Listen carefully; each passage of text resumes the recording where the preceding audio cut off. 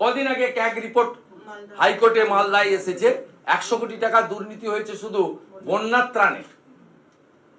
এই যে আজকে chargesheet CBI municipal recruitment scam, শুধু একা কামারহাটি মিউনিসিপ্যালিটিতে 200টা ঢুকিয়েছে, ইনক্লুডিং সুজিত ঘোষের 2 শালিকা। অনেকেই ভাবছেন যে সিবিআই ফাইনাল চার্জশিট মানে রিলিফ। না বন্ধু, মানি ট্রেল হয়েছে। তো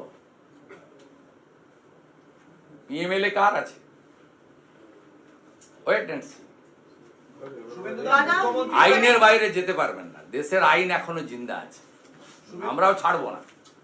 ফিরহাদ হাকিম থেকে, সুজিত ঘোষ থেকে, রথিন ঘোষ থেকে, সাউথ দমদমের ভাইস চেয়ারম্যান নিতাই থেকে